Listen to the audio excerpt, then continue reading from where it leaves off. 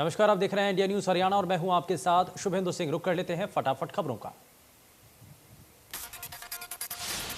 अफगानिस्तान के हालिया आवास अहम बैठक हुई, जिसमें प्रधानमंत्री नरेंद्र मोदी ने अफगानिस्तान में फंसे भारतीयों की सकुशल वापसी सुनिश्चित करने के निर्देश दिए।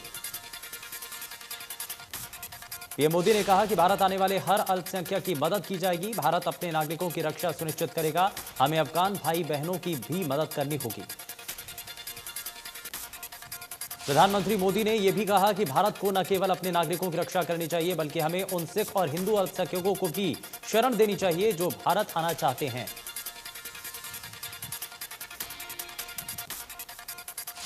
अफगानिस्तान में तालिबान के कब्जे के बाद मंगलवार को 120 भारतीयों की वतन वापसी कराई गई। भारतीय वायुसेना का C-17 विमान सोमवार सुबह काबुल से रवाना हुआ था। इसमें भारतीय दूतावास के कर्मचारी, वहां मौजूद सुरक्षाकर्मी और कुछ भारतीय पत्रकारों को वापस लाया गया। भारत के इस कॉन्टिजेंट के साथ 3 स्निफर डॉग कमांडो भी लौटे। अब अन्य भारतीयों को वापस लाने पर फोकस है। जानकारी के मुताबिक करीब 1650 भारतीयों ने काबुल स्थित भारतीय दूतावास में मदद की गुहार लगाई। अभी तक भारतीय दूतावास के अधिकारियों, स्टाफ, सुरक्षाकर्मियों को वापस लाया गया।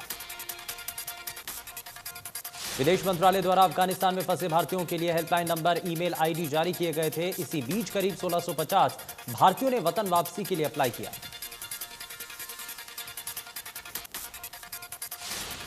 अफगानिस्तान पर तालिबान के कब्जे के बाद रोहतक की MTU में पढ़ रहे अफगानिस्तान के स्टूडेंट्स की मुश्किलें बढ़ गईं। इन हालात में स्टूडेंट वापस अपने मुल्क नहीं जाना चाहते। MTU में 50 स्टूडेंट अलग अलग विषयों की पढ़ाई कर रहे हैं। कुछ कोरोना काल में वापस लौट गए थे, लेकिन कुछ स्टूडेंट यहीं रह गए। इन स्टूडेंट का अपने घर वालों से संपर्क भी टूट गया और आर्थिक मदद भी नहीं मिल पा रही है। अफगानी स्टूडेंट्स ने सरकार से इस संकट की घड़ी में मदद की गुहार लगाई है। अफगानिस्तान स्टूडेंट्स ने आग्रह किया कि जब तक हालात सामान्य नहीं हो जाते, तब तक वो उन्हें हॉस्टल में रहने दें। अफगानिस्तान के स्टूडेंट्स हैं। कुछ स्टूडेंट्स लॉकडाउन में घर चले गए थे और 9 स्टूडेंट्स अभी भी रोहतक MTU में पढ़ रहे हैं। अफगानिस्तान से भारत पढ़ाई के लिए चंडीगढ़ आए छात्रों में भय का माहौल है। PhD करने आए छात्र ने कहा कि सब खत्म हो गया। जो देश आजादी में सांस ले रहा था, वो अब तालिबान के कब्जे में है। छात्रों ने कहा कि तालिबान का खौफ देखिए कि लोग प्लेन के पंखों पर बैठकर भी वहां से निकलना चाहते हैं, क्योंकि तालिबान के नीचे रहने से बेहतर मौत को गले लगाना है। छात्रों ने कहा कि अफगानिस्तान आतंकवाद के खिलाफ सदा लड़ा है। आज तमाम उन देशों को आगे आना चाहिए जिनका मकसद आतंकवाद का खात्मा है। कुरुक्षेत्र में स्टडी वीजा पर आए सैकड़ों अफगानी स्टूडेंट्स अब नई मुसीबत में फंस गए हैं। वीजा की अवधि 31 अगस्त को खत्म होने वाली है और छात्रों के पास पैसे तक नहीं। ओलंपिक खिलाड़ियों से पीएम मोदी की मुलाकात की अनदेखी तस्वीरें सामने आई। पीएम मोदी ने खिलाड़ियों से बात कर उनका हौसला बढ़ाया। पीएम मोदी ने खिलाड़ियों से उनके अनुभव जाने और खेल से जुड़े सुझाव मांगे। पीएम मोदी ने कहा कि जीत को सिर पर चढ़ने ना दें और हार को मन में बसने ना दें। इस दौरान पीएम ने कई बातें और साझा की। सिल्वर मेडलिस्ट रवि दहिया से पीएम मोदी ने बातचीत की और रवि से पूछा कि वो मेडल जीतने के बाद निराश क्यों दिखे। मुकाबले के दौरान उनके मन में क्या चल रहा था। ब्रॉन्ज मेडलिस्ट बजरंग पुनिया से भी उनके अनुभव के बारे में पीएम ने पूछा। बजरंग पुनिया ने बताया कि कैसे इंजरी होने के बाद भी वो देश के लिए मेडल जीत कर लाए। हरियाणा के पानीपत जिले के रहने वाले गोल्डन बॉय नीरज चोपड़ा ने चंडीगढ़ में सीएम मनोहर लाल से मुलाकात की। सीएम ने इस दौरान नीरज चोपड़ा का जोरदार स्वागत किया। टोक्यो ओलंपिक में स्वर्ण पदक विजेता नीरज चोपड़ा ने खराब तबीयत की वजह से अब तक सीएम से नहीं मिल पाए थे और इस दौरान सीएम ने कहा कि ओलंपिक में हरियाणा के खिलाड़ियों ने अच्छा प्रदर्शन किया। यूपी बोर्ड के हाई स्कूल और इंटरमीडिएट छात्रों की परीक्षा की व्यवस्था को लेकर अपर मुख्य सचिव ने आदेश जारी किए। 10वीं और 12वीं के इच्छुक अभ्यर्थी लिखित परीक्षा दे सकेंगे। इच्छुक अभ्यर्थी एक या फिर सभी विषयों में लिखित परीक्षा दे सकेंगे। 18 सितंबर से 6 अक्टूबर तक परीक्षाएं होंगी। पेट्रोल और डीजल की कीमतों से परेशान लोगों को एक और झटका लगा। 17 अगस्त को पेट्रोलियम कंपनियों ने घरेलू LPG सिलेंडर की कीमतों में इजाफा किया। राजधानी दिल्ली में 14.2 किलोग्राम के नॉन सब्सिडी वाले LPG सिलेंडर की कीमत में 25 रुपये का इजाफा देखने को मिला। इस बढ़ोतरी के बाद अब दिल्ली में LPG सिलेंडर का दाम बढ़कर 859 रुपये 50 पैसे हो गया। एलपीजी सिलेंडर के बढ़ते दाम को लेकर प्रियंका गांधी वाड्रा ने ट्वीट कर लिखा कि भाजपा सरकार उगाही योजना फल फूल रही। नेता प्रतिपक्ष भूपेंद्र सिंह हुड्डा का बयान सामने आया। मानसून सत्र पर 19 तारीख को होगी कांग्रेस विधायक दल की बैठक। उन्होंने बताया कि मानसून सत्र में कांग्रेस के पास मुद्दों की कमी नहीं। हुड्डा ने कहा, पेपर लीक का मामला विधानसभा में उठाया जाएगा। हरियाणा में नौकरियां बेची जा रही हैं जैसे परचून बिक रहा हो। जेल मंत्री रणजीत चौटाला का कहना है कि राम रहीम के स्वास्थ्य को लेकर सरकार अलर्ट है और उसके स्वास्थ्य की पल पल की जानकारी सरकार के पास है। राम रहीम सुरक्षा के घेरे में हैं और वो सामान्य कैदी की जिंदगी बता रहा है। जेल मंत्री ने कहा कि डॉक्टर्स के परामर्श पर ही राम रहीम को अस्पताल में अलग अलग जगह भेजा जाता है। राम रहीम की बेल पर रणजीत सिंह ने कहा कि राम रहीम की बेल पर कोर्ट फैसला करेगी, ना कि सरकार। दरअसल राम रहीम रोहतक की सोनारिया जेल में बंद है और वो अपने स्वास्थ्य का हवाला देते हुए बार बार सरकार से बेल की एप्लीकेशन लगा रहा है। अखिल भारतीय क्षत्रिय महासभा की तरफ से चंडीगढ़ में प्रेस कॉन्फ्रेंस का आयोजन किया गया, जिसमें राष्ट्रीय अध्यक्ष मोहिंदर सिंह तंवर और राष्ट्रीय कार्यकारिणी युवा अध्यक्ष शांतनु सिंह चौहान मौजूद रहे। प्रेस कॉन्फ्रेंस में सभी पदाधिकारियों ने क्षत्रिय समाज में एकजुट होकर समाज सेवा और देश मजबूत करने का आह्वान किया। प्रधानमंत्री मोदी की गरीब कल्याण योजना के तहत बल्लभगढ़ में अन्नपूर्णा उत्सव धूमधाम से मनाया गया और इस मौके पर सरकार की ओर से गरीब लोगों को 5 किलो मुफ्त अनाज दिया गया। अन्नपूर्णा उत्सव में कैबिनेट मंत्री मूलचंद शर्मा ने मुख्य अतिथि के तौर पर शिरकत की। मूलचंद शर्मा ने कहा कि गरीबों को आगामी नवंबर तक 5 किलो अनाज मुफ्त में सरकार की ओर से दिया जाएगा। सभी डिपो धारकों पर उन्हें विश्वास है कि वो ईमानदारी से गरीबों को राशन बांटेंगे। मूलचंद शर्मा ने कहा कि अगर कोई राशन डिपो तक आने में असमर्थ है तो उसके घर तक राशन बैग का पहुंचाने का काम किया जाएगा। कोई राशन डिपो संचालक गड़बड़ी करता है तो उस पर सरकार कार्रवाई करेगी। इसके अलावा कैबिनेट मंत्री मूलचंद शर्मा ने कुंदन कॉलोनी में पीने के पानी की पाइपलाइन के काम का शुभारंभ किया। ये पाइपलाइन करीब 7 दिन में डाली जाएगी और इससे कुंदन कॉलोनी में पीने के पानी की सप्लाई बन जाएगी। महम चौबीसी के गांव खेड़ी महम में राशन डिपो पर बीजेपी प्रदेश कार्यकारिणी सदस्य शमशेर खरकड़ा ने अन्नपूर्णा उत्सव की शुरुआत की। इस दौरान योजना के पात्र लोगों को राशन बांटा गया। कहा कि अंत्योदय योजना के तहत यह कार्यक्रम किया जा रहा है। गरीब लोगों को 4 महीने तक मुफ्त राशन मिलेगा। कोरोना महामारी से लोगों की परेशानी को देखते हुए प्रदेश में प्रधानमंत्री गरीब कल्याण योजना का शुभारंभ किया गया। इस योजना का सहकारिता मंत्री डॉक्टर बनवारी लाल ने बावल में जरूरतमंदों को राशन वितरण कर शुभारंभ किया। डॉक्टर बनवारी लाल ने कहा कि पिछले 1.5 साल के महामारी से अनेक लोग बेरोजगार हो गए। उसी को ध्यान में रखते हुए प्रदेश भर में योजना मनाई जा रही है, जिसके तहत हर बीपीएल परिवार के प्रत्येक सदस्य को 5 किलो गेहूं और चावल का वितरण किया जा रहा है। इस योजना के तहत रेवाड़ी और पूरे प्रदेश में 18 और 19 अगस्त को 68 लाख बैग अनाज का वितरण किया जाएगा। इसी के साथ बनवारी लाल ने कहा कि अफगानिस्तान में फंसे हर भारतीय को जल्द लाएगी सरकार। भारतीयों को लाने के लिए सरकार पूरी तरह से प्रयासरत। कृषि मंत्री जेपी दलाल ने जिला स्तरीय अन्नपूर्णा उत्सव में राशन वितरण कर शुरुआत की। मंत्री जेपी दलाल का कहना है कि हमारी पार्टी का लक्ष्य है दीपावली तक राशन बांटना।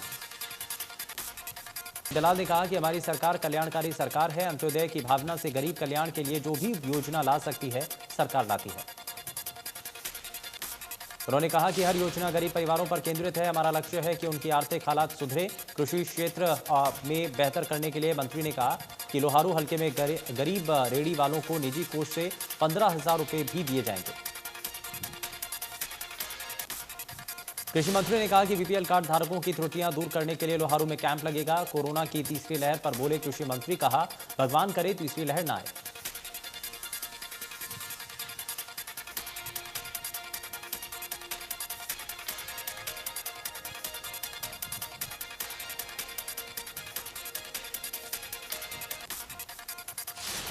प्रदेश में बुधवार का दिन अन्नपूर्णा दिवस के रूप में मनाया गया। नारनौद उपमंडल के वार्ड 13 में उत्सव में नारनौद के एसडीएम विकास यादव ने दीप प्रज्वलित कर योजना का शुभारंभ किया।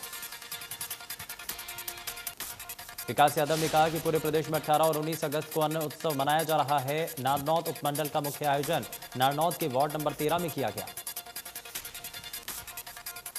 उन्होंने कहा कि सभी राशन डिपो के माध्यम से AAY और BPL लाभार्थियों को 5 किलो और 10 किलोग्राम गेहूं के थैले निःशुल्क वितरित किए जा रहे हैं।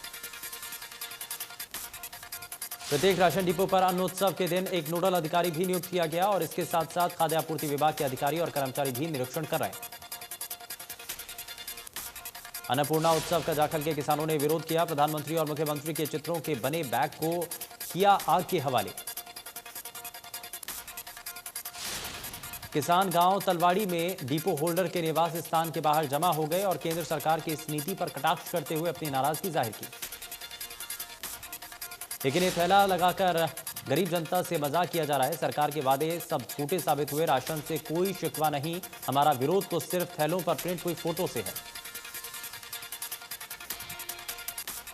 प्रदेश सरकार कोरोना महामारी के दौरान पात्र परिवारों को डिपो के जरिए निःशुल्क अनाज देकर उनकी मदद करना चाहती है, लेकिन अधिकारी सरकार की इस मदद को नाकाम करने में लगे हैं। कैथल में डिपो पर खराब अनाज भेजा जा रहा है जो कि खाने लायक नहीं है। डिपो पर खराब गेहूं आने से लोगों में नाराजगी है। डिपो होल्डर की ओर से मायापुरी कॉलोनी में पात्र परिवारों को गेहूं बांटा गया। जब पात्र लोग डिपो पर गेहूं लेने के लिए गए तो खराब गेहूं देखकर भड़क गए। देश में फिर बढ़ने लगे कोरोना के नए केस। पिछले 24 घंटों में सामने आए 35,000 से ज्यादा नए केस। केरल में कोरोना का कहर बढ़ता जा रहा है। पिछले 24 घंटों में कोरोना के 21,613 नए मामले सामने आए। महाराष्ट्र में 24 घंटे में कोरोना के 4,408 नए केस सामने आए। एक दिन में 116 मरीजों ने दम तोड़ दिया। दिल्ली में 24 घंटे में कोरोना के 38 नए केस मिले। एक दिन में 30 मरीज रिकवर भी हुए। प्रदेश में कोरोना की दूसरी लहर पर लगी रोक। एक दिन में सामने आए 15 नए मरीज। एक मरीज ने गंवाई जान।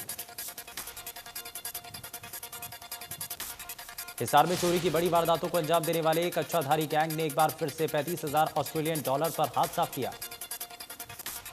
चोरों ने हिसार स्थित सेक्टर 13 में ज्ञानदीप सेवार्थ आश्रम के संचालक महंत राजेश्वरानंद के घर नकदी और आभूषणों पर हाथ साफ किया।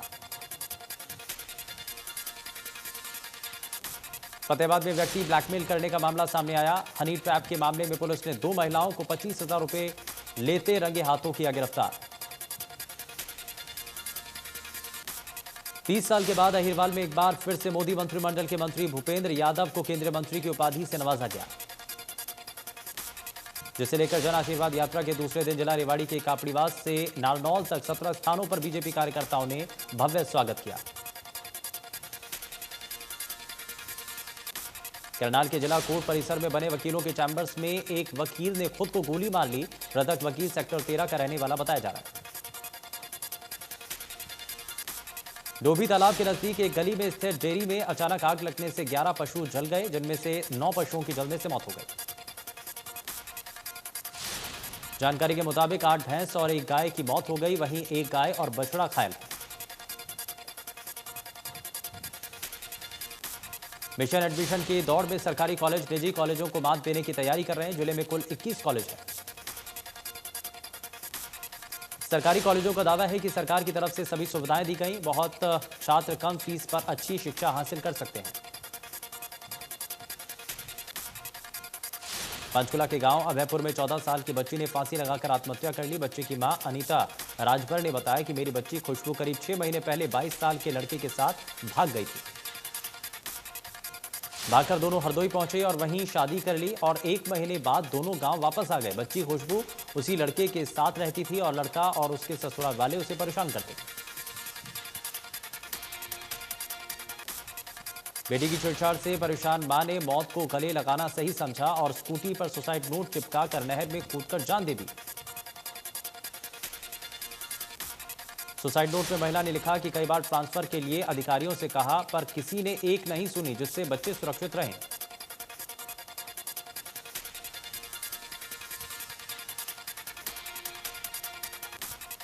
अंबाला स्वास्थ्य विभाग मलेरिया की रोकथाम के लिए डोर टू डोर बुखार और लार्वा सर्वे कर रहा है। विभाग ने सर्वे के लिए 50 ऐसे लोग रखे जो घर जाकर के सर्वे कराएं। हेल्थ वर्कर और एएनएम सर्वे कर रहे हैं। स्वास्थ्य विभाग ने ज्यादा घरों में लार्वा मिलने पर नोटिस जारी किया। इसके अलावा कूलर, गमलों और पुराने बर्तनों में मच्छरों का लार्वा मिलने पर दवाई डालकर नष्ट किया गया है। प्रतियोगिता का शुभारंभ नगराधीश अंकिता अधिकारी ने किया। इस अवसर पर जिला खेल अधिकारी मैरी मसीह, जिला योग अधिकारी राम लोटन, योगाचार्य गुरमेश सिंह सहित गणमान्य लोग उपस्थित रहे।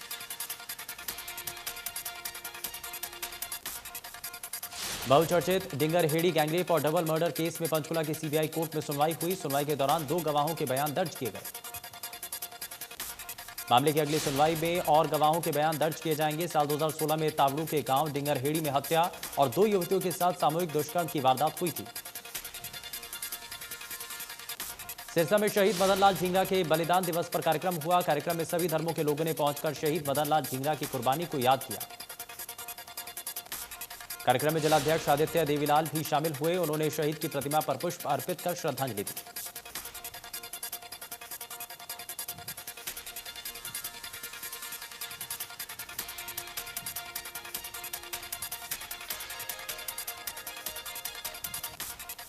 पेपर लीक मामले में आयोग की कार्यशैली पर सवाल हुए खड़े। प्रदेश के लगभग सभी जिलों में प्रदर्शन कर मुख्यमंत्री के नाम ज्ञापन देने वाले आईसीएस संचालक परिमल कुमार ने आरोपियों पर देशद्रोह का मामला दर्ज करने की मांग की।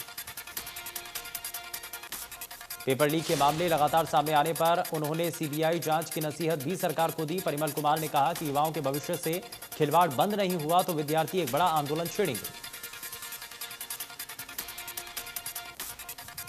यमुनानगर में पुराने पेट्रोल पंप के पास 2 पक्षों में पुरानी रंजिश को लेकर विवाद हो गया। एक पक्ष ने दूसरे पर लगभग 4 राउंड फायरिंग की। बादली विधानसभा के विधायक डॉक्टर कुलदीप वत्स ने हल्के में धीमे विकास के लिए पूर्व मंत्री और बीजेपी प्रदेश अध्यक्ष ओपी धनखड़ को जिम्मेदार ठहराया। कुलदीप वत्स का कहना है कि उन्होंने बादली हल्के के विकास के लिए विधानसभा में कई बार आवाज उठाई। सीएम और डिप्टी सीएम का आश्वासन भी मिला, लेकिन हल्के में काम नहीं हुए। फतेहाबाद के एडीसी अजय चोपड़ा ने नगर परिषद कार्यालय का निरीक्षण किया और अधिकारियों कर्मचारियों को जरूरी दिशा निर्देश दिए। एडीसी ने प्रॉपर्टी आईडी को लेकर कर्मचारियों से जानकारी ली। एडीसी ने आदेश दिए कि प्रॉपर्टी आईडी का काम पहली मंजिल की बजाय नीचे शिफ्ट कर दिया जाए ताकि बुजुर्गों को परेशानी ना हो। जम्मू कश्मीर के कुलगांव में भारतीय जनता पार्टी के एक नेता की आतंकियों ने हत्या कर दी। बीजेपी नेता का नाम जावेद अहमद डार है। जावेद कुलगांव के होमशालीबाग इलाके में बीजेपी के निर्वाचन इंचार्ज थे। बीते कुछ दिनों से लगातार बीजेपी नेताओं को आतंकी निशाना बना रहे।